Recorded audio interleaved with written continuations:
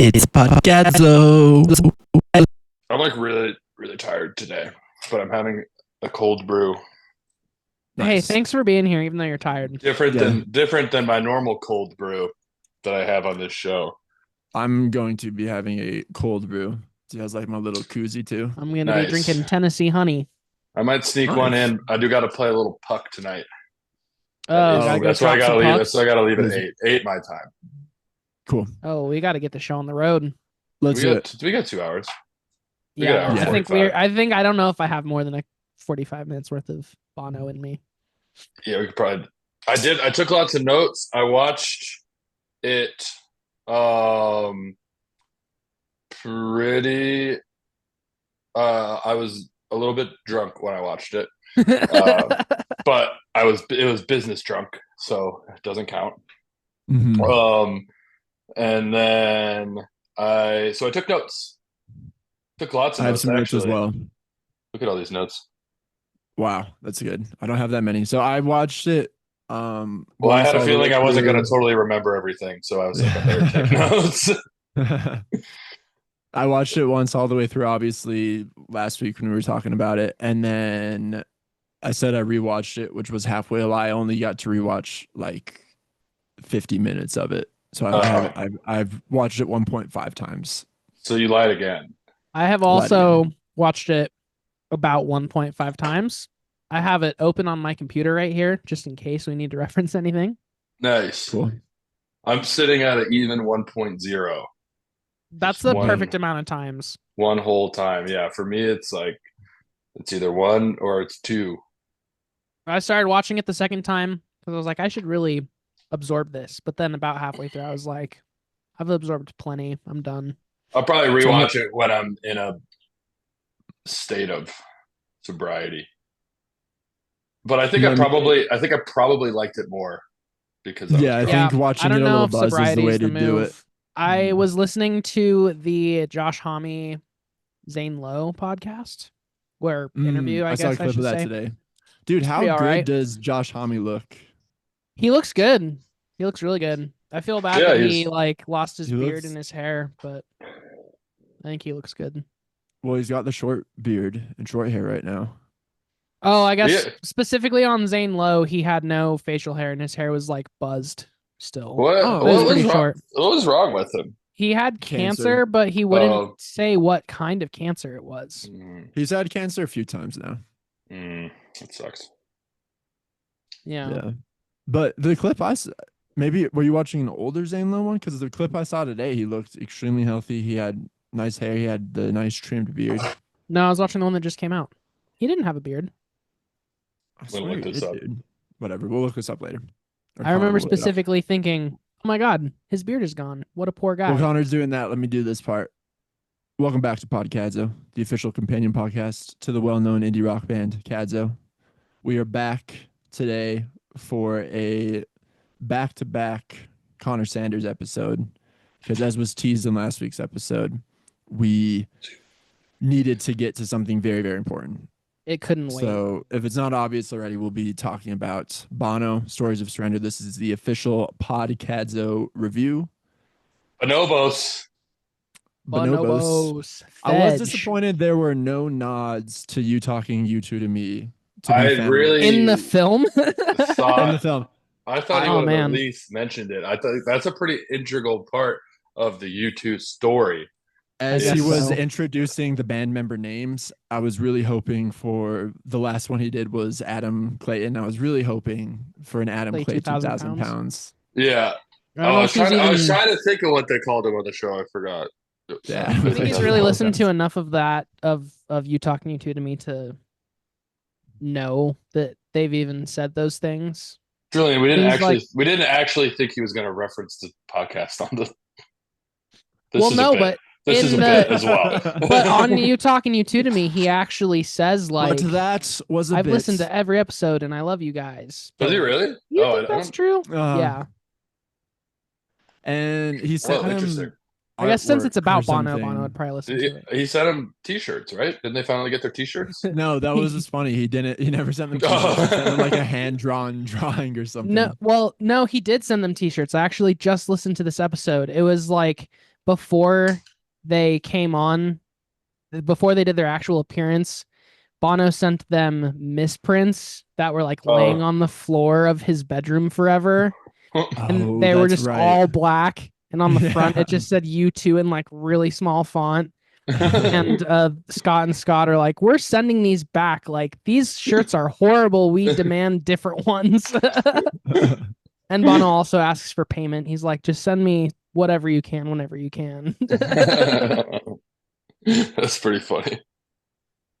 He's a funny guy. Just a big riffer. Yeah, he had some good comedic timing in the show. He did. He said some funny stuff.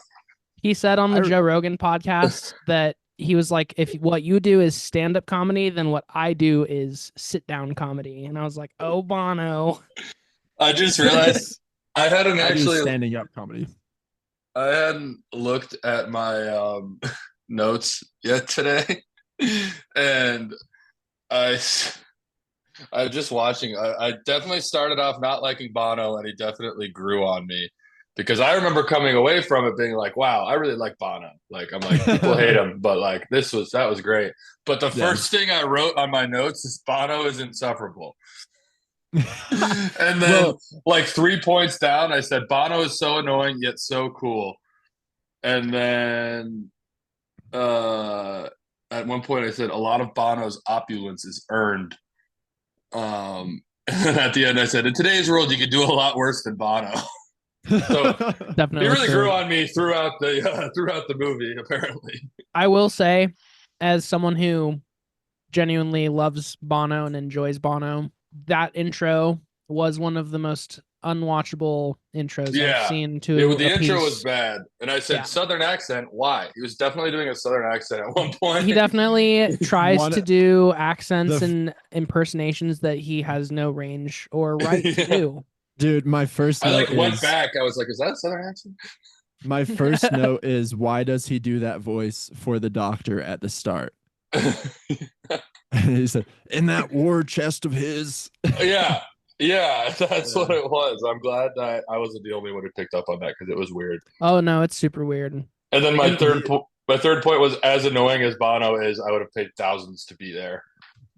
No doubt. Because that looked pretty sick. I think the bummer about being there would have just been that they didn't do more songs. In my opinion, I would have been like, play a bunch of songs and shut the fuck up a little bit. Weren't a lot of songs in the movie. I'm very confused what the live performance would have looked like because it was edited together, and like there are obviously parts that he films not in front of the live audience. Yeah, and so I wonder if it wasn't really. I wonder if it didn't really make much sense, like in person. There very well could have been more tunes in the live version that they just left out. Maybe that was more of a concert. In the Joe Rogan appearance that he did, he mentioned that his wife pretty much begged him like not to film it and not to release it right before he was about to go out on stage and do it. And she was like, you don't understand, like, this is going to make you look so arrogant, so self-righteous, all that bullshit. She was just like, please do not do this. And he was like, normally she's spot on about everything and I listen to her, but I was just like, no, I'm doing this.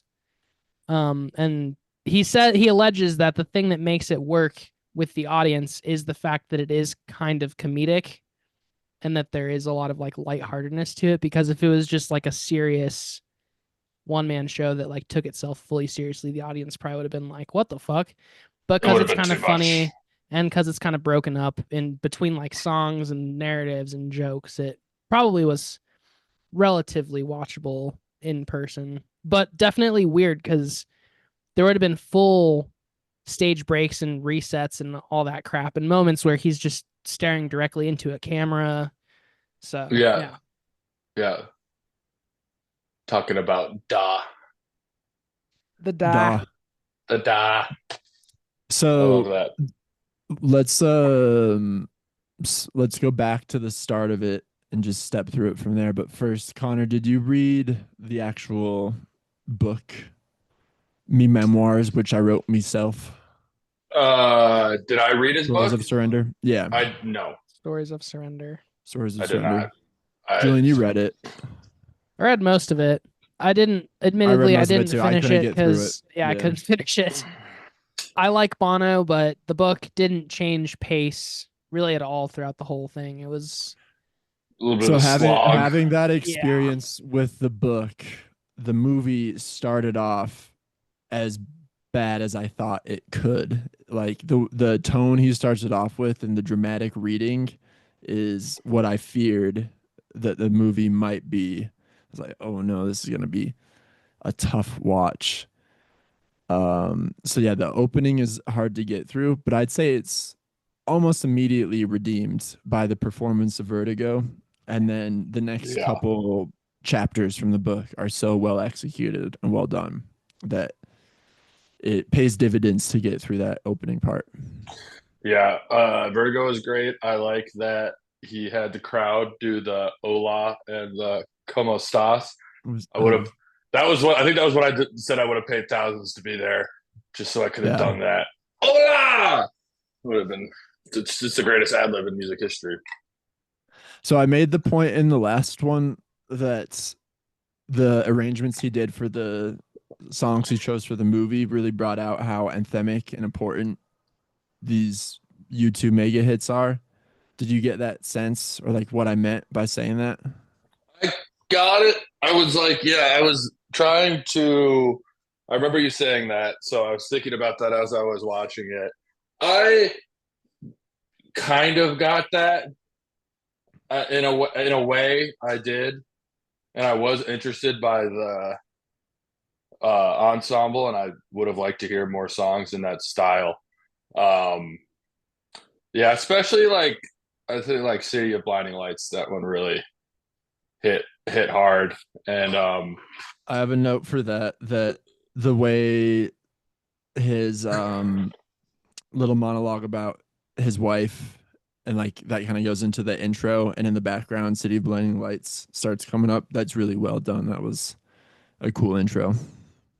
Um, uh, I did kind of want to ask, or yeah, not even ask necessarily, but just mention out of all of the U2 eras, songs, whatever, that they could have really kicked off with, I thought it was really interesting that it was To go with Vertigo Vertigo? and How to Yeah. Dismantle an Atomic Bomb in that era, because I don't know.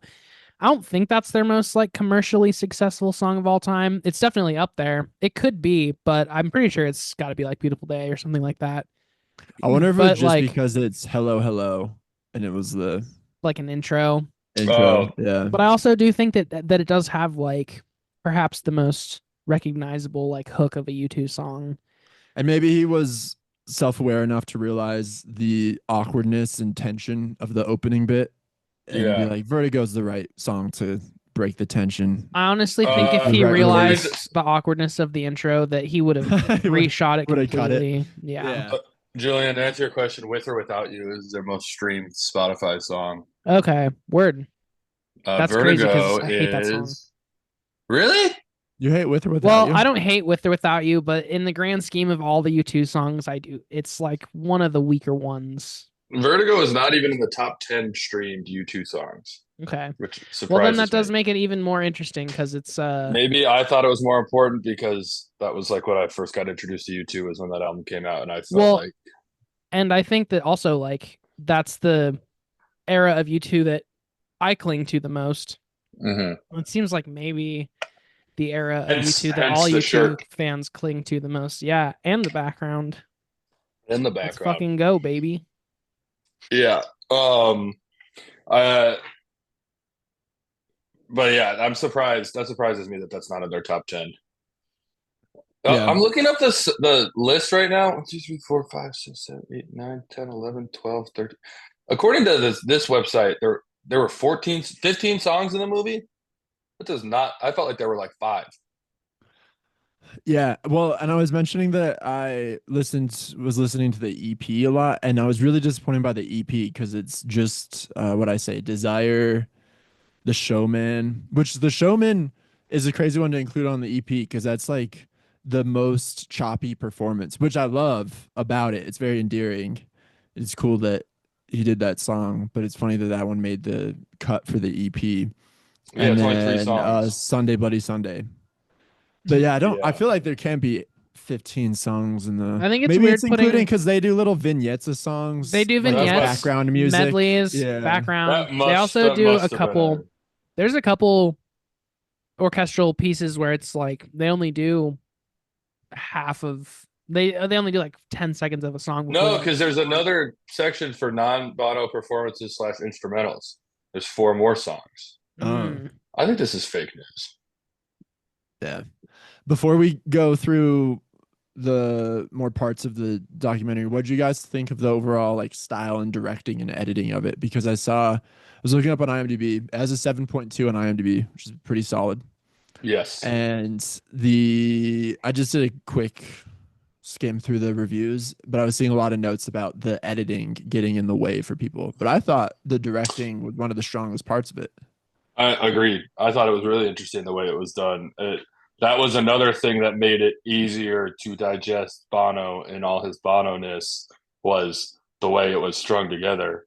And it made it less feel like Bono was just rambling and sucking his own dick in that way, I thought. No, I was definitely a fan of the way it was put together. I'm not like the biggest fan of black and white, but it worked. I will say, for me personally, the black and white was maybe the biggest drawback. It's kind of annoying. Necessarily think it served a purpose. I think it was just to be, I don't know, artistic, which I don't really necessarily agree with black and white always being artistic. It has to serve a purpose. You can't just putting something in black and white is not artistic in itself. Right. And I don't really understand why it happened. And also, this was artistic. This is how you do black and white. That's true. That is. Going back to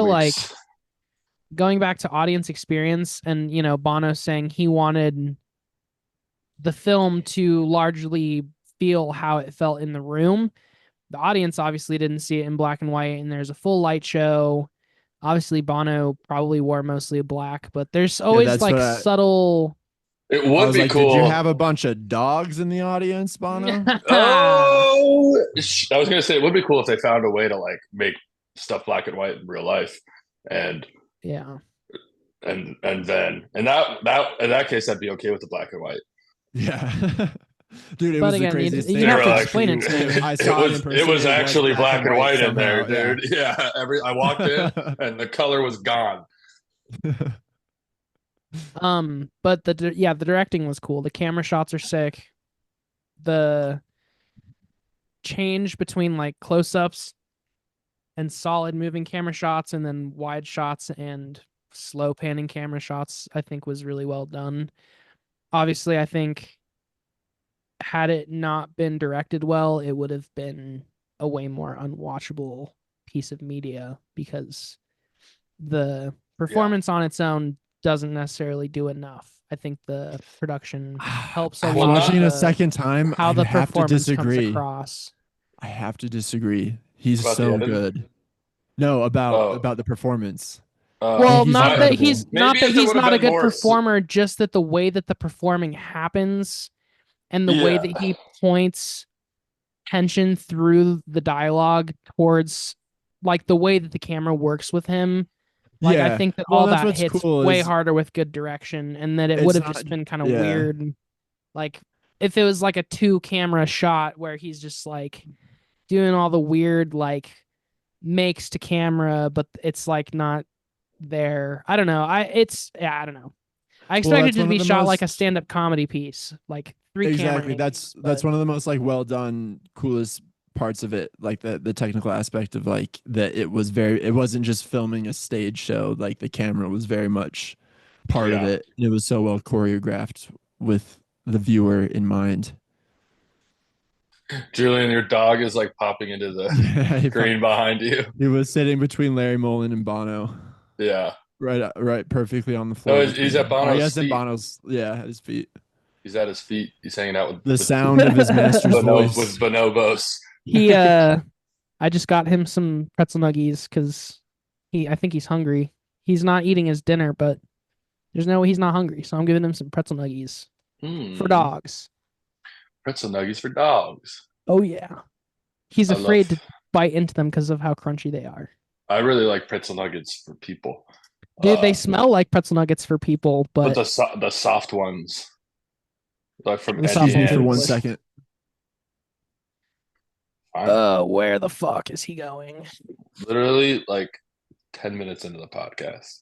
Yeah, Whatever I he's don't. doing, he could have easily done 10 minutes ago. 11 minutes ago. Yeah, Yeah, piece of shit. huge piece of shit. Um, my notes are mostly nonsensical. I'm noticing now. There are several things that I wrote down here that I have no idea what I was talking about. Well, that's why I have the film in case we need to look back at anything. Maybe with Yeah, so all three of our should I brains just together. throw some of the stuff out that I wrote? There at one point I forget what he was talking about, but he said this sounds almost too Irish. I know that was funny. That made me laugh. He also had another. He was saying that the last time he saw his mother was at her His- father's Oh, her. funeral. Yeah, Yeah. yeah, yeah. Related to that, I liked the part where he said that he needs harp for this next part because it's tragic. Yeah. I think that's into the start of that bit, and then the harp okay. comes in, and it has such a crazy effect on it that it sounds nothing like a harp at all. Yeah, Oh, I yeah. also The thought effect that. Yeah. as well, like it works. It's a cool effect. It sounds great, but it's funny that he points out like I need harp for this. But It's it like, also wasn't. Yeah, that is I not thought a it was harp. weird. It wasn't like a sad. It wasn't like a sad harp part either. It was No. like kind of moving, and bustling, and I was like, weird. I thought it was gonna be like really slow and like longing shit. I don't know. The use of the harp was honestly kind of brilliant in a lot of ways. Like anyone would think to use like some cellos and some violins, but like whoever was like, let's get a harp in the mix. I think that they thought outside the box there. Yeah. Yeah. Having harp and cellos, the instrumentation is I think their choice. the harp is low key slept on. Mm-hmm. You guys just put harp in your new album. There's some harp on the first one, but it wasn't real harp. Was it? There was. Isn't that like a harp on the Masquerade bridge, the original Masquerade bridge? Oh, The- yeah. There might be. Yeah. There's It strings. sounds like a harp. Yeah. Something Pizzicato there. strings. Whatever. Eat my ass, bro. I was trying to throw you a bone. Fucking question me. You're throwing me a bone by saying that there's harp in it. I don't was give trying a to make fuck you look good. about the harp. Trying to make. Okay, word. Let's stop talking about the harp before I get upset because you're Here's saying another some shit that you quote. can't take back. Another funny quote that I wrote down that made me laugh was, but I also don't remember what he was talking about. Was he said, "Wouldn't be the first time we put words in God's mouth." I don't Oh remember what he yeah. was talking about, but that made me laugh too. Man. That was a nice, like, Very self-deprecating, like, yeah, I know we say a lot of crazy shit. Yeah. Do we want to move through this in like order of things, or do we just want to like hop I don't think around? that's the way. I think we should just hop around. Because if we're gonna mention things that kind of pissed us off, and I was talking to my mom about this because my mom is, like a lifelong, not a lifelong Bono fan, but she's liked them since they've been relevant, essentially. And she said she's not gonna watch it because she's just over Bono, like she fucking hates him now. Oh, that's exactly really? what my dad said. Yeah, like I think Yeah. people that have liked U2 for a long time are definitely over Bono's shit at this point. Yeah, But Fair My enough. dad couldn't get through the book either. I was kind of telling her things that I didn't really like about it, and one of the things that bugged me was like the self introspection part towards the end, where he's like, "Am I just a narcissist? Am I just like an egomaniac? And like, do I use charity to try and make myself feel better for being like a bad person?" And then he's like, "Well, even hypocrites like do the right thing sometimes." And then he just like closes the door on it and like hard stops and is like, "That's all the closure I need. yeah, I'm not going any further." And I thought that was like where he was starting to go there was like the most interesting part of the whole film, because he spends a decent part of the book being somewhat self-deprecating, but then always justifying the self-deprecation by being like, but we were good, we were popular, and we were getting famous. But in the film, the way that he broaches the subject of being like a narcissist and like questioning that, I was like, oh, I've never really seen you go there. But then he almost immediately just jumped out of the pool and was like, yeah, no, we're not going to go down that road. Like, I'm fine. I do good things. Like, I'm a good person. And I thought that was kind of a bit lame. Yeah, Yeah. he justifies a lot of behavior and criticism with like one sentence, little passing phrases like that. He did. It's very Yeah. interesting. I wrote down at one point, I said, he gave us the music. The least we can do is put up with his bullshit. So it's kind of where I'm at. But I've only been into the music for like 6 months. So maybe I'll be tired of Bono in 20 years too. Well, yeah, I think we I just think haven't been being beaten down by it because I can still be charmed by how insufferable Bono is sometimes. Like, I think that's a fun part of being a YouTube fan is like being annoyed by Bono often. Yeah. I But I think to think, yeah, it speak probably just wears you down well, and to eventually. speak for my mom a little bit, like the insufferableness would be more okay if they were still putting out good music. But, my mom doesn't really think they've put out anything good since 2004. And so it's like if you're going to be insufferable and talk a big game about how each record you put out is like the music of the future and like the most relevant music that's ever going to be made, and then you just put out dog shit after dog shit, then like So that Amy's gets not old as a into fan the too. Songs of Surrender No, album. she doesn't like anything after uh How to How to Dismantle. Dismantle. Yeah.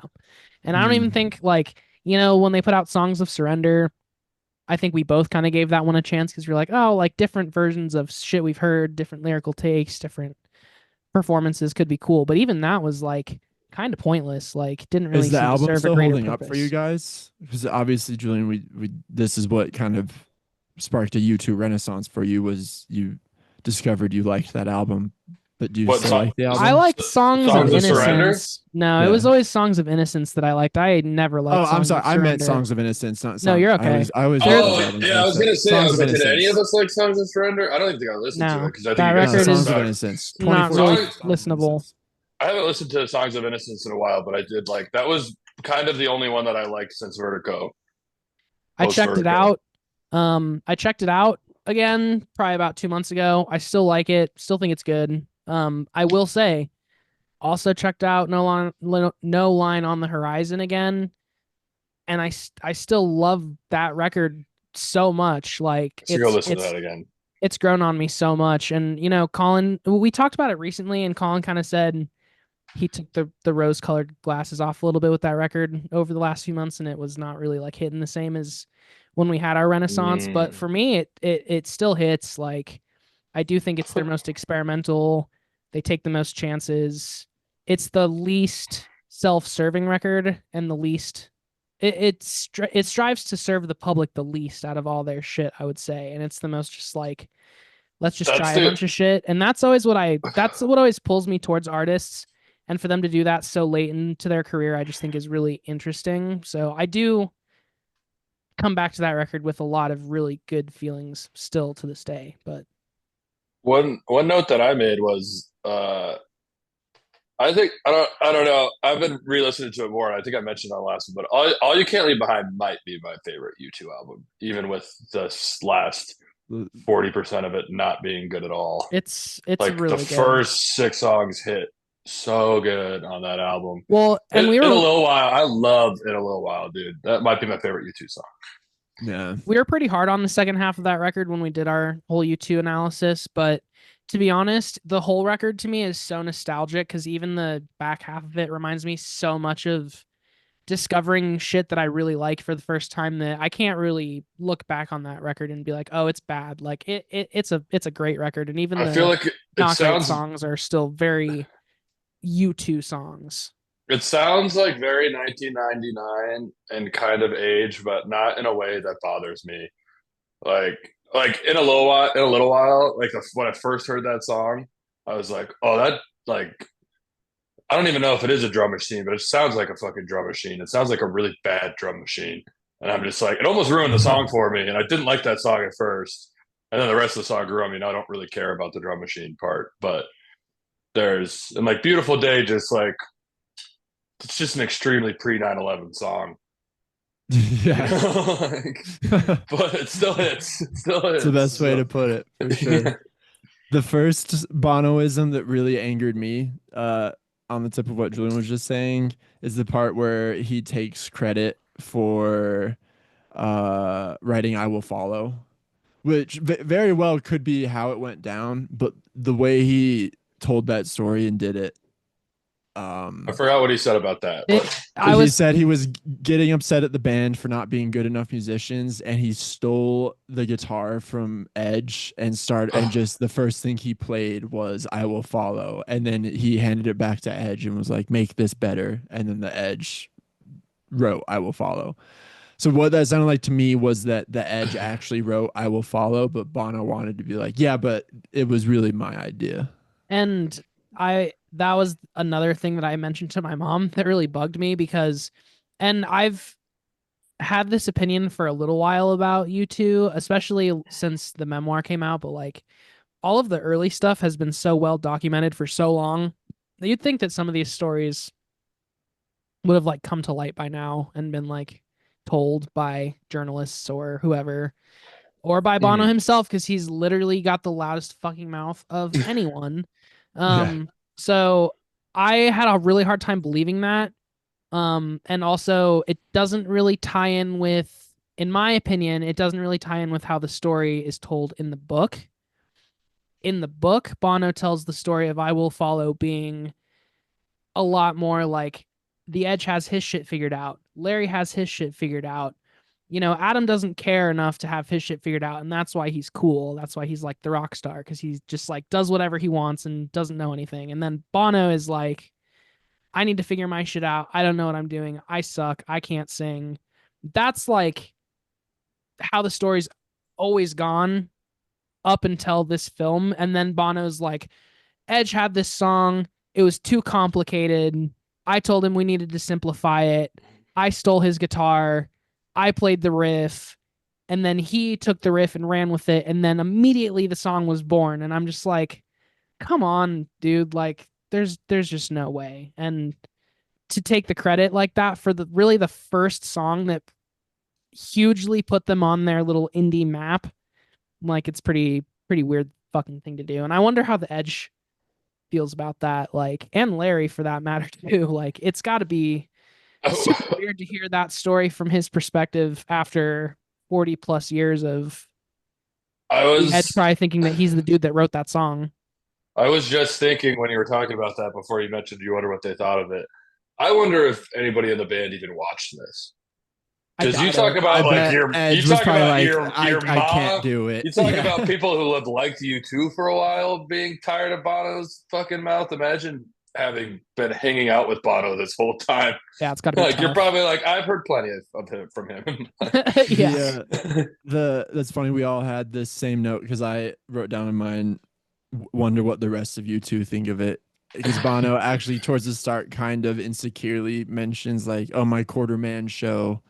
You know, like, I forget what he says, but he mentions like, this is weird to not have my band members here and be doing this. But yeah, I'd be surprised if the Edge and his wife sat down with a bucket of popcorn the night it was dropped. And he said something on the Joe Rogan podcast about like, if Edge really, or maybe it wasn't Joe Rogan, maybe it was in the actual film. He's like, if any of the other band members released their memoirs, I'm fucked.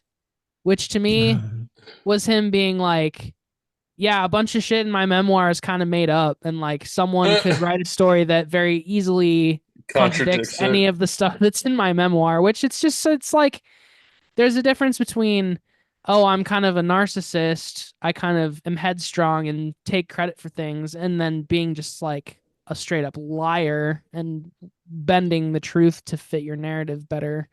That happened with Morrissey and Johnny Marr's memoirs, which I've read both of them, but Morrissey wrote his first, and then Johnny Marr kind of wrote his like as a response to Morrissey's memoirs, and actually like, you know, called it out explicitly in his memoirs. It was like, in Morrissey's book, he lied about this part. It's not how it happened. I also wrote down, I said, Bono, a feminist, a progressive, vulnerable. We should turn Connor's notes into a t-shirt. That was towards the end. I'm gonna just send you a screenshot of my notes because they are pretty incoherent. They're pretty incoherent. How drunk were you? I'm drunker than I thought. I was. Apparently. So what happened was I had this big event at work today, like this big vendor show, and I've been busting ass all weekend ready for it.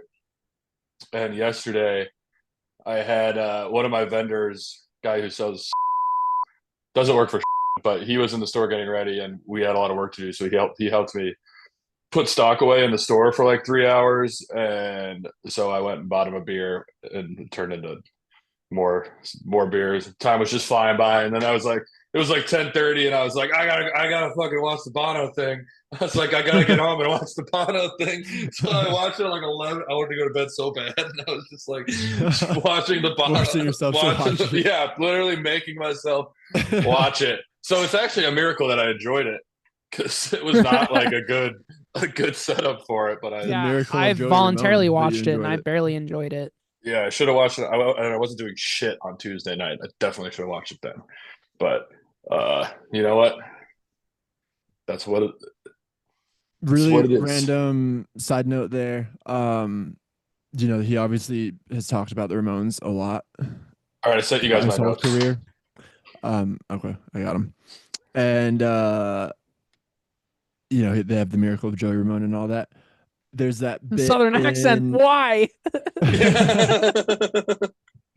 There's that bit at this towards the beginning where he plays a snippet of a Ramones song, and just through that one snippet they played, I was like, oh, I can actually really hear in this one piece like how much Bono was influenced by Joey Ramone in terms of his singing style. Like, yeah, never really put that together as much. I had a note that Bono's post-punk influences make him so much cooler, because I think he talks about Public Image Limited later, and I know he was like super into Susie and the Banshees and Joy Division and stuff, so like that makes me like him more, that he liked all those cool bands. There's this weird Joy Division documentary. Well, it's really an Ian Curtis documentary, and Bono does the narration for it. Oh, that's cool. And the whole intro is Bono explaining how threatened he was by Ian Curtis and how he just felt less than anytime he listened to Joy Division, that he didn't think he was up to Ian Curtis's level of cool, or didn't have the natural style he had. He didn't. Very much true. Yeah. His instincts were correct on that one. He is certainly not as cool or stylish as Ian Curtis, but he is alive. So let's get that going for him. Point Bono. Point for Bono. I think with time, it just becomes more evident how much Bono was just stealing from everybody else for the first 2 to 3 U2 records before he really started to find his own identity. And this was his opportunity to tell us how much Pavarotti stole from him. Yeah, I'm talking about Pavarotti. I was like, I wasn't really following that part that much. An interesting sorry, go ahead. No, you go. I was going to say an interesting perspective that my mom had was, and it's obviously something that's well known with U2 fans. I'm sure Colin and his dad probably maybe had a similar thought reading the book / watching the film. Of it's kind of well known that Bono and his dad just didn't like each other, and neither of them really tried that hard to like each other. And Bono's dad had no interest in being a good dad. And Bono really had no interest in having that relationship. And then, do you think Bono's dad was gay? There's a chance, honestly. I mean, the who way knows? he portrays his dad comes off as very gay. The way that they just never talk about his mom again is also that's typical man shit for back in the day. But that's typical Irish people shit too. Yeah, for sure. That's an Irish thing, because my whole family's Irish, and especially my mom's dad was second generation, so my mom's grandpa was from Ireland, and I never got the vibe. I never knew her dad, but I never got the vibe that he was a huge communicator. Mm-hmm.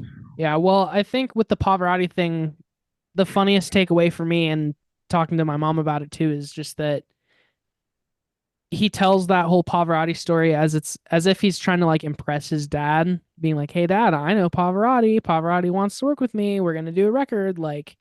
But really all those exchanges would have been more so Bono being like, "Hey, you old fuck. Like, Yeah, I've worked what's with up? Pavarotti. I turned into something, even though you Throwing think that beer I'm in his nothing. face and Like, shit, yeah. Yeah, you old bitch. You old bitch. I totally know. When he first got the Guinness out and was drinking it, I was like, I You don't think that's noticed a it was real. fake? I was Yeah. like, I think maybe they did that on purpose. They like showed it. They like purposely showed him drinking from an angle where you could like see it not move to like Easter egg, and then later he does the.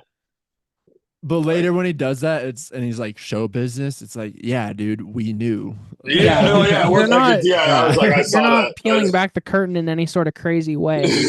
Yeah. And Also, then it would have he been a makes lot cooler if you just drank a Guinness. I know, just drink a Guinness. And You then he fucking says pussy. before the intermission, he's like, I'm gonna have a very strong drink. I'm like, doubt it. You won't even have a Yeah. light beer on He stage. could have had a 0 alcohol Guinness. They're delicious. Yeah, they are delicious. And then he went on that intermission, and instead of having a drink, or at least instead of having a drink on camera, he stared at a fucking wall while a weird overdub of the producer being like, "Oh, you're so fucking good at this," like, Bono was playing, and it's like, Julian and I have talked a lot about the intermission because we both found that it was a very interesting choice to leave in the director's comments. Like, I feel like, eventually the intermission just changes into Bono going up the elevator and Bono records his own monologue over that. Mm-hmm. But he leaves in the beginning part where the director says, "Oh, Bono's instincts are crazy. He knows exactly what to do." Like, "Oh yeah, that's great, Bono. You're doing great." And so we were both imagining Bono on the cutting room floor, and they were like about to cut out that audio. He was like, "No, you know what? I think it'd be kind of cool to show behind the curtain a little bit. It could be like artistic, like a good artistic. Yeah, exactly. no, that's what it was. Fourth wall here. It'll make you look like you're leaving deep in that thought. audio specifically." And the intro was so bad. The only thing that really kept me going was Vertigo playing. And then the intermission was so bad that I literally had to take a break because I was like, "Oh, I can't do this, man." Like, the I third act is stop. strong though, with his dad dying. It's emotional. But and again, and I mentioned this as another grievance before, and this could just be a personal thing for me because of how much I like the 90s in U2's history, but he really doesn't spend any time at all talking about the 90s, which is the most controversial time for U2 in the media, and their music was super controversial, and his lyrics, and they just don't talk about fucking any of it. They don't talk about any of it. He makes jokes about, "Oh, like, you might know me as the dude with the big lemon on stage," but it's like, you're not going to talk about how people like felt about that at all. Like, how disastrous that was.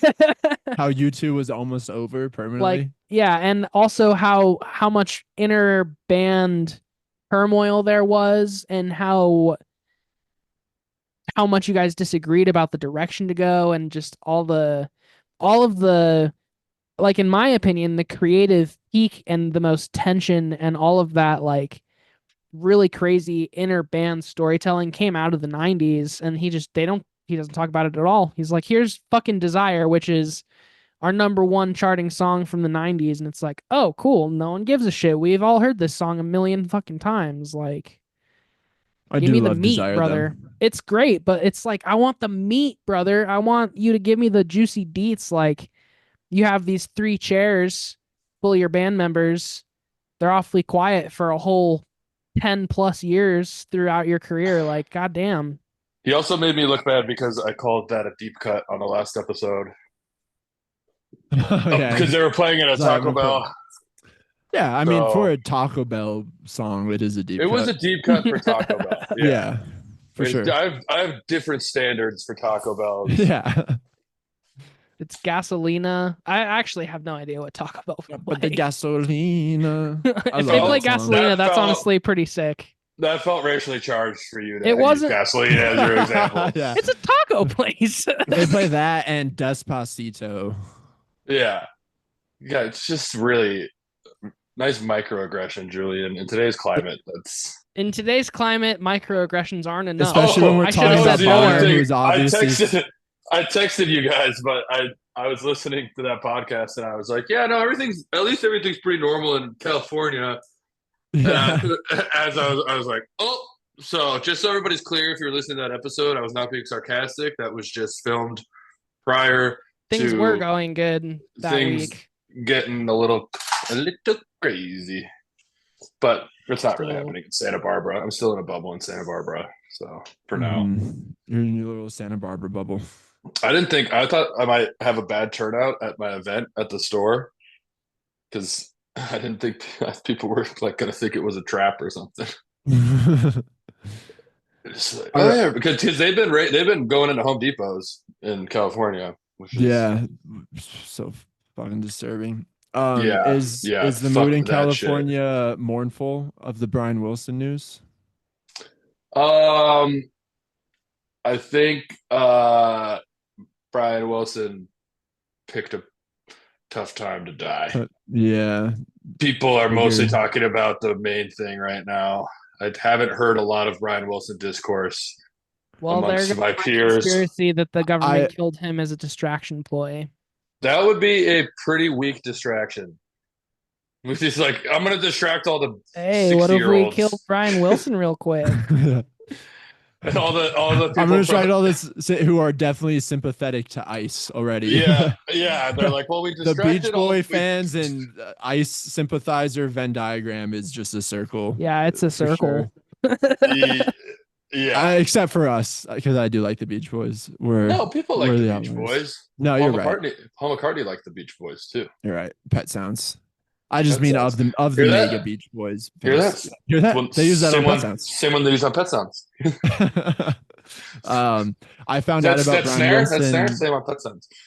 I found out about Brian Wilson at the Block Party show yesterday, actually, because they before their third song, I think, did a little snippet of God Only Knows. And he did like a kind of long guitar intro for that. And I was like, that sounds like God Only Knows. I don't think they're gonna play a Block Party song. And then he started singing that. And then as he was playing that, I leaned over to Julie and I was like, did something happen to like Brian Wilson today? And then he said, "Rest in peace, Mr. Wilson." And then they did their next song. So that's how I found out. Then The sad thing about Brian Wilson is cried that in the club. Cried at the club. That's the second Red Rock show I've been at where a major classic rock star has passed away, and I found out about it at the show. The other one was Tom Petty. Oh, sorry. Shit. I mean, it wasn't Tom Petty. it was Bomb Betty. Now that I know it wasn't Tom Petty, let me guess. Val Kilmer. Yes. From the Doors. Val Kilmer from the Doors. I love Val Kilmer, but the Doors movie is. I hate that movie more than you don't like Oliver Stone's The Doors, dude. I remember I watched like 30 minutes of that on TV once, and I was like, I hate this movie, and I hate Jim Morrison.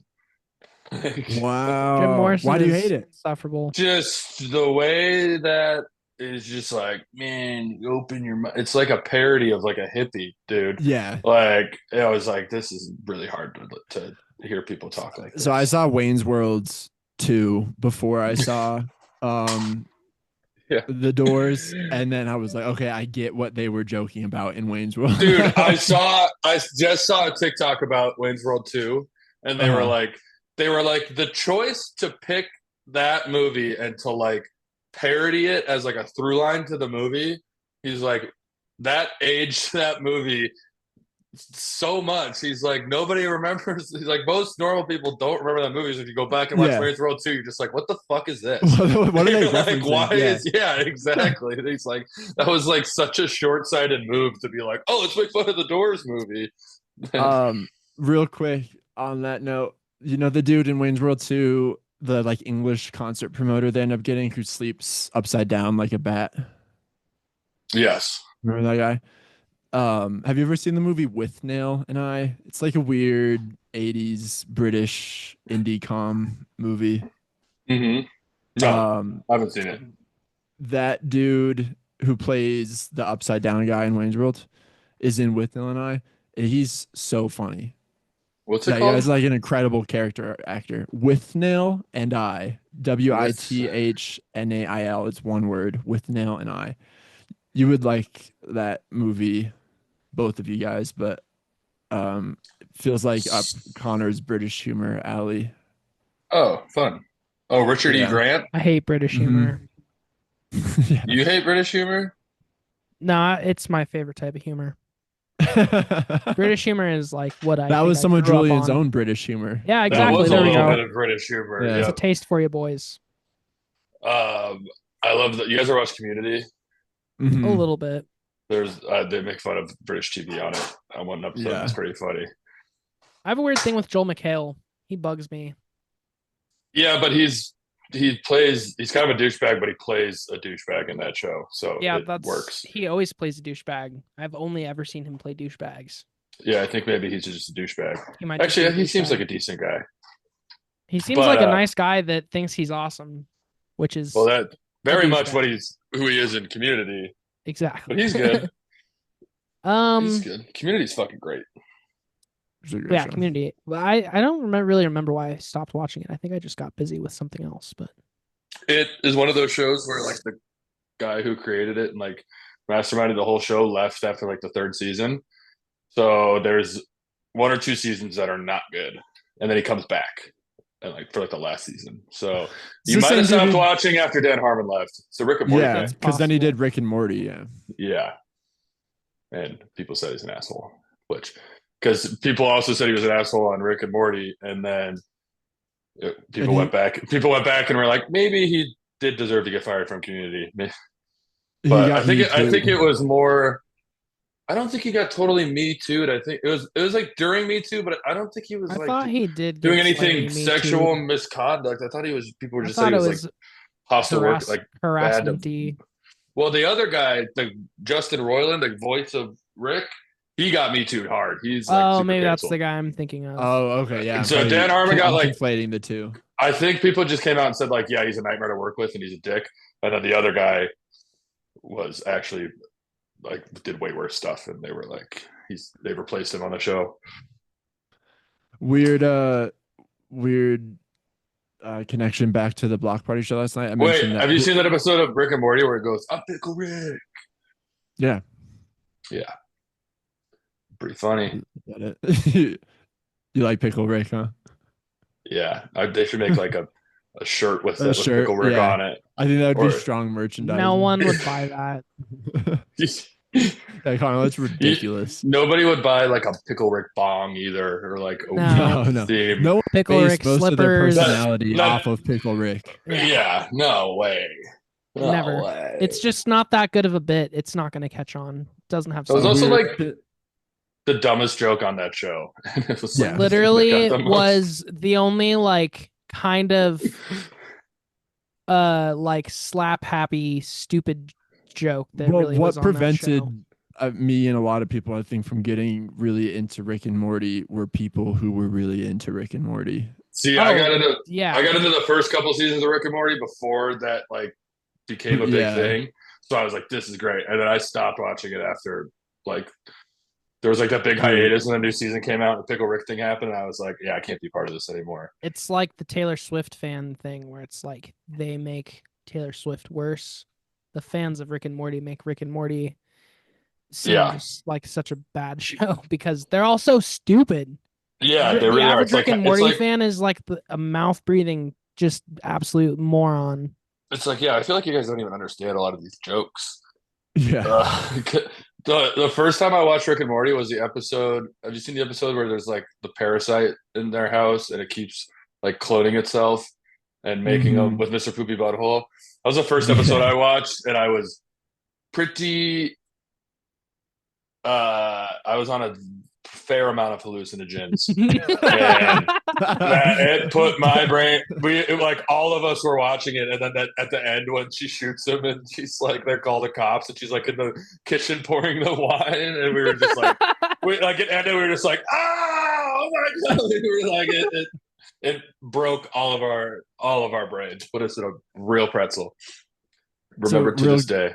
Real quick, weird connection back to the block party show last night. I mentioned the blonde redhead opened. And do you guys remember like the evil Morty stuff in Rick and Morty? And he'd have his own theme music Yeah. when evil Morty would be on. They use a song by Blonde Redhead in Rick and Morty called For the Damaged Coda. Just Julie and I were listening to like Blonde Redhead before to familiarize ourselves. Is that the one that's like it's real What's- shoegazy, and there's just like the falsetto vocals over it. I think I know that one. The other one I was Yeah. thinking was the sad one where he's like burying the clones of himself in the yard, and they play that song. That's funny. I just It's like watched that episode. It was on another boom, television. boom, boom. Oh, it's with the song with the piano. It's like sleeping in the summer. I'm gonna are you gonna around? Boom, boom. Oh my god, I'm doing a really. It's like a hard song to sing. Fuck. Yeah. I can't think of it. But anyways, that was weird connection that blonde redhead is of Rick and Morty fame. That's fun. Yeah. Rick and Morty song. Oh, there's a song by Jermaine Clement. Oh, I remember that one. All right, well, it's over. I'm not gonna find it. That's all right. Back to out of this episode of I Love Films and back into our main episode of I Love Films. Where the film we're talking about is We did an episode Stories of inside of an Surrender. episode. That's the Yeah. kind of level we're at. That was more of an I love television. To I switch love animated television and Well, Community also is Community. yeah. I think we should maybe talk about things that we liked about the Bono film for a little bit, since we've mostly talked about things that we didn't like, which Yeah. for me it's a lot easier to do when it comes to Bono. Do But you I feel it? Do you feel it by Chaos Chaos? Sorry. That's the That song. means Okay. almost nothing to me. Well, you wouldn't know the song if you heard it. So, Cool. Why don't you I have it queued up for after we Fuck stop up. recording. Yeah, cue it up. This is all being filmed, by the way, so all those No, death I'm threats, not- they're gonna hold up in a court of law. Colin, look behind you real quick. What's that on It's that? recording What's gallery. What's that on that I'm gonna be Octoon watch- baby? What's that on that Okay. Octoon You baby want- print? I'll What's take that? the bait. Oh, I don't Is it- know. You saw that, right? Wait, was that for me originally? No, it was for Julian. I just didn't want you to Yeah. see it. I think they've all been. For Oh, me. you didn't want me to see it. Yeah. I didn't Why want am you to I know the that. the sheriff of podcasts or something? You're definitely running this No, episode. I'm just trying to bully Julian and then gaslight everybody else into thinking I'm not doing it. Which So, again, yeah. this is all gonna hold up in a court of law. So if I turn up dead, Actually, y'all know what to do. podcasts are not admissible in a court of law. Not admissible. It's like how you can't Circumstantial. I could use just say. a I could just say rapper's song against them. exactly. Yeah. I could just say it's art. Yeah, Just but like if when- Which this very much is. if I wound Yeah, up dead, this is. though, If you what? if I wound up dead, then they would probably start to put the pieces together. I'll just tell them it was a bit. It was a bit. We had this bit where we threatened Julian's life. off Yeah. and And on then the he happened to wind podcast. up dead shortly after. Oh, it was Yeah. a bit. That was part of the bit. That was the climax of the bit. We really committed to it. Yeah. Okay, well, I have so much positive stuff I could say about the movie, because there's really only like certain things I cherry picked that you can kind of cringe about or critique Bono over. But overall, I'm gonna I go think pee, this but I'm is listening. really a masterpiece. I think Like if it's so well done. if I may take it back to the very beginning for just a second, and you mentioned how much you like the arrangements of the songs and how like anthemic they came off. And the last time we talked about this, I kind of came off as like I didn't agree, or that I didn't agree with the part about them being the most anthemic they've ever been. But I did want to say that I do really like the arrangements, and I do think that it's cool to. I think that it's helps a lot to be able to incorporate the U2 songs into the storytelling, because it helps like kind of strengthen Bono's narrative and like reaffirm that he's not talking about just nonsense all the time, and that puts like a good timeline context for everything too, because it's like this is what was happening, and then this is the song that like we were working on at the same time that all this was happening. His voice So. sounds so good throughout the whole thing too. When he does the acapella stories for boys, chills. I love that part. It just zoomed in on you so far while you were. I thought I was gonna sneeze. I What were really you like saying the way about that how much you loved little boys, Colin? That was it. Okay. Yeah, got the you gist heard of it. everything. Speaking of you two, Yeah, I think I like how much he rearrange, or not necessarily rearranges, but the way that he does different performances of his vocals and even changes some words occasionally to be like more relevant. And he doesn't necessarily always reach for performances that he might not necessarily be able to nail in that specific context. So I thought that was really cool, like toning down some of the vocal performances and making them seem a bit more like storyteller-ish. Mm-hmm. there was one song he did that on that I didn't like that he was doing it. He was like talking instead of singing. I think it was City of Blinding Lights. It was like, the more you learn, the mess. And I was like, just sing the fucking song, Bono. Yeah, It's I kind of remember like that too. it was kind of like the black and white thing. It's like, this isn't artistic just in itself. Yeah, right. Like, You got to earn that. Does he do Pride? I can't remember if he does Pride. No pride. Yeah, He I feel does like do that's it. kind of a he's weird thing to he's a leave big out. men's mental health month supporter. He's not That's really. what it is. Yeah. Oh my God. He doesn't do Pride. Earlier Yeah. at work, someone wished me like a happy Pride month, and they're like, "Aren't you so excited that it's like your time?" And I was like, "Yeah, I love Pride month or whatever." And then I was like, "Isn't there like another thing going on this month that like So they're wait, trying did they to think like?" you were gay? Yeah, everyone thinks I'm gay. I'm fucking Why'd they gay. say, I don't know aren't what you to tell happy you it's your time? because it's Pride month and I'm gay. What does So that were they- mean?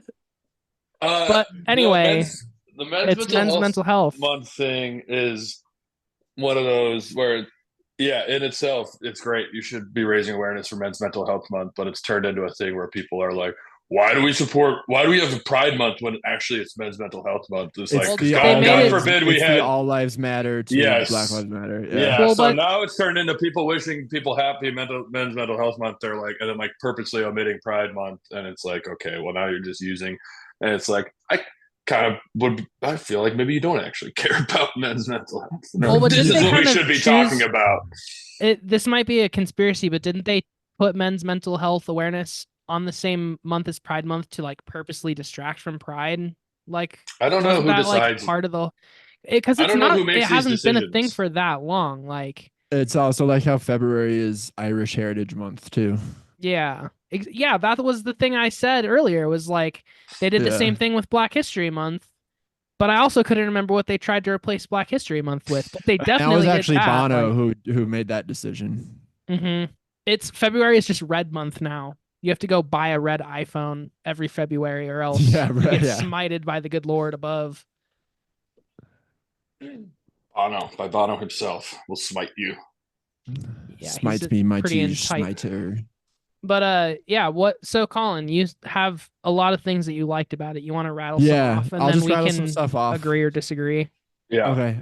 So I talked about really liked the Rattle and hum some stuff off. How about I really liked the acapella stories for boys. I loved that he did the snippet of Out of Control because I've always loved that song. Yeah, I thought that he incorporated a lot more of the really early U2 than maybe people would have expected him to. Yeah, for sure. I just to go back to the editing, there's like not really anything negative I can say about any of the editorial or directorial choices that they made. I think it was all done very tastefully, minus like the part where I think it's when he's singing Desire, like we were talking about, where it's just like a bunch of Bonos next to each other. And I was like, this could not be edited anymore to make it look like this man is just so obsessed with himself. He is his own desire. Yeah. I have one directorial choice that I did not like that I just remembered. The one they, at the end, I don't remember what the song is, but when they pan up to the ceiling and it goes Oh, into color. I liked it. I liked that. But I And wish it would have stayed in color after that. It's like if you're gonna go from black and white to color, stay in fucking color. Don't use color for I 5 thought that was the end of the seconds. movie. No, there's like another like 5 or 10 minutes of shit after that, and it all goes back to black and white after that. When they like go and like zoom out on the from the roof like into space, it goes back at that. Yeah, there's like a few more things that happen after that. No, there's like a few more things that happen after that, and it goes back to black and white. And it might have been the end. It very annoying. I might have just thought that was over. I thought it was over too, because that would have made a lot of sense. Like, okay, it pans up to the ceiling, it's in color now. And then maybe the black and white could have meant something like he sees the color now that he's old and done all his whatever retrospective thinking. And I have a note to make about some editorial choices. There was a few mistakes they left in that I couldn't tell like how we were supposed to perceive them. Like, remember he calls out, he kind of like stumbles and then he says, "Oh, the teleprompter's fucked up." And then they like go into a different bit from there. I forget exactly which part of the documentary that is. Do you guys know what I'm talking about? Yeah, that like I couldn't get a sense of what that was supposed to be. Like, was he actually upset or was that purposeful or what? I don't know. I think that those choices he made to try and again like humbly show everyone that he doesn't think that he is a genius, even though he very clearly does think that he's a genius, or that he's like that he doesn't perceive himself to be that funny, even though he really does perceive himself to be that funny. Because an example of that he did that made me kind of upset was I don't even remember the joke, but he makes a joke and it's pretty bad, and the audience laughs at it because they can tell that it's a setup delivery type situation. And then he immediately says like, "Oh, come on, you guys don't have to laugh at that. It's okay." And it's like, well, if you know it's not funny, we do. Yeah. Why'd you put it in the show? And yes, the audience did have to laugh at it. Like, because if they wouldn't have, you wouldn't have been able to say that follow-up joke that was also supposed to be like endearing him to the audience of like, "Oh, guys, I'm not funny. I'm just making these stupid jokes, and if one of them lands, one of them lands." You know, like it's if you're gonna be funny or if you're gonna try to be funny, stick to it. If you're gonna make a gaffe, especially in something that is so overly edited, if you're gonna make a gaffe and leave it in, it's almost better to not address the gaffe or not try to make a joke of the gaffe, because then when it's left in, it kind of proves that it was left in just to like make him seem, "Oh, I'm not perfect. I make mistakes too," even though he like literally thinks he's fucking even though Jesus. it was a rehearsed mistake. Yeah. Because then you're just gaffing for gaffing's sake. Yeah. Which we can't support. Mm-mm. No, maybe not if it's supposed to be gaffing tape. If it's supposed to be organic and suspended in Gaffa. Maybe he's suspended in Gaffa. Gaffa. Little Kate Bush reference. Mm-hmm. Do you guys have what positive things do you have to say? I thought it was. I said a lot of my positive stuff already. Connor, what would you rate it on Letterboxd? Letterboxd, I think I would give it a strong 4.5 stars. Ooh, that's very strong. I'm gonna go lock that in. Okay, I was between 4.5. I give a lot of movies 4.5 stars. I'm kind of a slut, kind of a little 4.5 stars. I love doing a 4.5. A little cheeky 4.5. Slutty, yeah, because it's like only like my favorite movies are 5s, but a lot of other movies I just really like. I'm just not nearly as snobby and critical of movies as I used to be, which is, I guess, probably a good thing. What does this have on Letterboxd? It has a 3.6. It's not terrible, right? No, it's pretty solid. That equates roughly to or I guess exactly to the 7.2 it has on IMDb. Oh, it is literally exactly the same. Yeah. Wow. Would have So thought. nice that that's consistent. Wait, it didn't save it when I'll worry about that later. Let's plug our letterbox real quick again. Oh Follow me on yeah, letterbox, Delboy Brando at Delboy Brando. I am Sonor Canders, which is SONORCANDERS. Toss me a follow. I currently have uh one follower, Which is me. it is Boy Brando. So hopefully that the tens, if not hundreds of millions of people who listen to this will toss me a little letterbox follow. Yeah, that'd be nice. Oh, Get that part of our careers going. fuck your boy. Okay, sorry I interrupted you though. Your positive sentiments towards the film. Well, I mean, for starters, I gave it 4.5 stars on Letterboxd. So, What else needs to be said? Julian, yours? thoroughly enjoyed it. Loved Bono. Have a few brewskis before you watch it. Kind of takes the edge off of Bono. You might feel a little more inclined to let him get away with some stuff. Maybe Julian should have done that so he didn't have to fully dissect Bono's comedic style and shit. But no, yeah, like I said, he definitely grew on me throughout. I really liked all the stuff with his dad. I found that to be pretty interesting and emotional. There were, yeah, I guess like you mentioned the part where he kind of took credit for writing "I Will Follow," but in general, and I think he's kind of been like this for a while, is he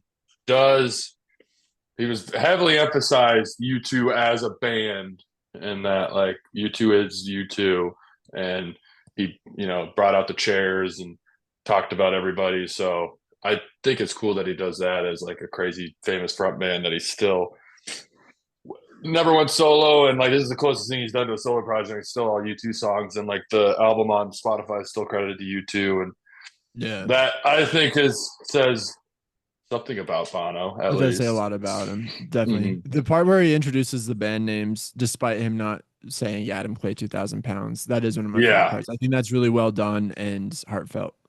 Yeah, I think so too. Empty chairs are a cool idea. So maybe they should watch it for that part. They can watch that part and they don't have to watch the rest. Yeah, we can clip it for them. Yeah.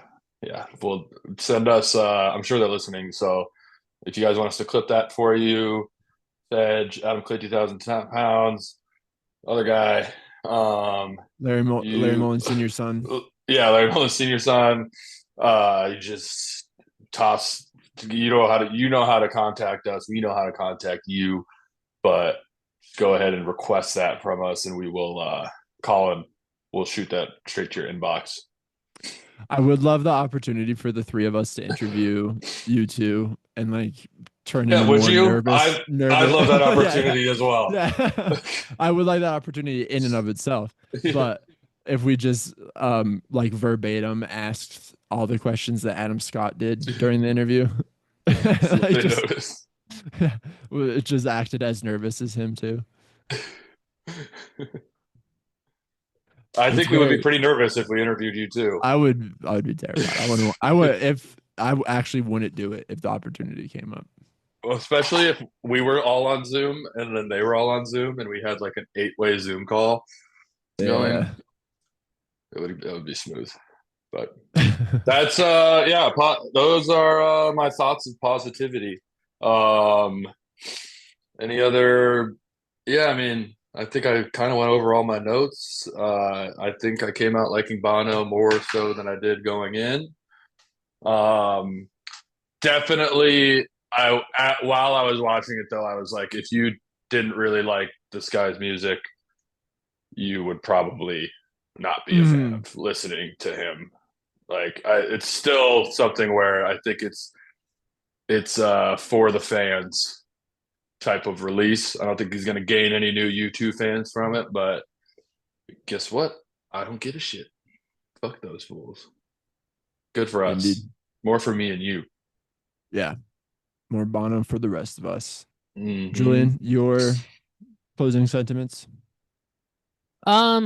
Well, I did I did really like the fact that you got kind of like a different perspective from Bono than maybe what we have known for most of his career.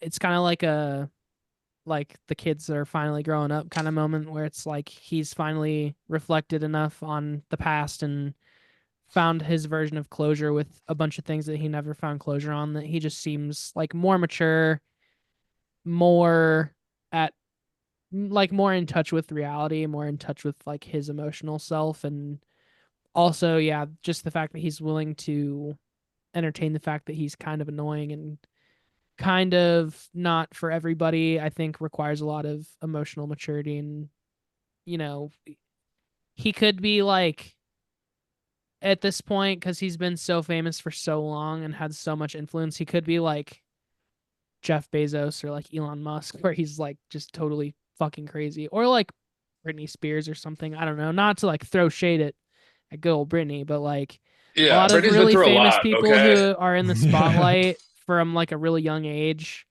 they just like go kind of fucking crazy. And I think he is very grounded and still uses his power for good in a lot of ways. And I do think we were kind of talking earlier about like the other members probably not being there or like not watching it because they're like annoyed with Bono and he's kind of annoying and they have to deal with him so much. But I also think on the flip side, he probably leaves them out of this stuff because he knows that it's like not something that they're into, and he's respectful of like their desire to do creative endeavors and how it's different from his. Good pun as well. Yeah. Yeah. Yeah, and I do think Yeah. that he is very like he gives a lot of credit where it's due, even though the I will follow thing was kind of weird to me. Like he credits the rest of the band with like being the reason why they're so famous and so relevant. And like I do think that Yeah. takes a lot of perspective and maturity. So yeah, I overall loved the film. The annoying moments were outweighed by the heartfelt moments and the moments of personal growth and all that good heartwarming bullshit. So I really liked Yeah. it. I would recommend it What? to anyone that likes Bono, and anyone who doesn't like Bono slash U2. Stay the fuck away from it. Don't watch it. Don't watch Stay it. the fuck You away will from not, podcadzo if unless you you're want in to this hate world. watch it. Yeah. Yeah. Fuck you. I was go ahead. I forgot what I was gonna say. I was trying on the second watch, I was trying to think of a drinking game that you could do to Stories of Oh, Surrender. It's probably fertile ground, but I didn't really lock onto any solid ideas for a drinking game. something to brainstorm about. Something to think about. For our closing segment, we did talk about this a little bit over the text chain. Connor said that Bono's a beautiful man, which I agree. He looked great in the movie. He's one of the most expressive singers around there. Yeah. Really contorts his face to the voice. Hmm. You could tell he's doing work. His hair looks Um, incredible. he has great hair. He's got the stubble down just right. It's a good Yep. outfit. He's I've always he's admired aged his jewelry choices as he's well. aged gracefully. He has. So to close it out, what's your guys' favorite era of Bono? In terms of looks, or well, I guess it's hard to separate your favorite era of Bono's vocals and singing style from just you two in general. But if you have a comment on like what your favorite era of like Bono's vocals are too, then My feel free. least favorite of his style is the How to Dismantle Atomic Bomb, uh, No Line on the Horizon, Get on Your Sexy Boots, Cowboy Hat Uh, okay, era. okay, Um, I really like. I think he's pretty swaggy in like Under a Blood Red Sky, just like tucked in white tank top into the black pants, kind uh of a huh. cool post punky style. And then mullet. I mean, you gotta love mullet Bono. Might have to just go with mullet Bono. Joshua Tree, mullet Bono. Final answer. That's great stuff, Julian. Will you, J Bug? Um, I mean, to directly contradict everything Connor just said, I think my least favorite era of Bono is his early period without the sunglasses when he was rocking the mullet. I always thought that like that's when everyone fell in love with him, especially like the girls. And that's when he's in his like pretty boy era. But I always liked Bono as the stadium rocker the most. And I think How to Dismantle an Atomic Bomb or All That You Can't Leave Behind would probably be my favorite Bono eras, with the leather jackets that have the American flag on the inside, and the fucking huge sunglasses, the shoulder length hair that's slicked all the way back. When he's changing outfits every 4 songs, being just like a full on rock star. Like, that's probably my favorite era of Bono, followed by the 90s very closely. Okay. Okay. Fair. I've always had a strange affinity for the like 2008 kind of No Line on the Horizon era buzz cut Bono. I hate that Bono. His head looks I've- so gigantic with the buzz cut. I'm looking. I don't know if I've ever seen Buzzcut Bono. And that's when he had the really specific kind of like narrow, wide sunglasses instead of the, his typical John Lennon glasses. I love, because that's also it feels like his most like bloated rock star era too. Like that's when he was a little bit at his chubbiest too. He He's just sort of looks definitely a bit like- thick. Sort of looks like Andy Orr in that picture at first glance. Like very fit, just at a glance. You see a little closer, it kind of looks like him. The Edge actually looks a lot like my dad. I've always thought. Well, Probably just the goatee mostly. But you've also seen your dad like cosplay as portray the Edge a lot of yeah. times, so that's probably kind of melted in your I brain know a that's little an easy bit. connection to My draw. dad is the Edge. But Edge. we were watching a YouTube. Or I think I was watching It Might Get Loud with my dad, and there were the bit at the start where it shows like early footage of the Edge, and the young Edge looks a little bit like my dad at that age, and then also I guess by effects me at that age when I kind of had the afro thing going. Looks like Da. It's like me da. Me Da. So, anyways, I'm basically the Edge, is what I was getting at. Yeah, I think you're the Edge.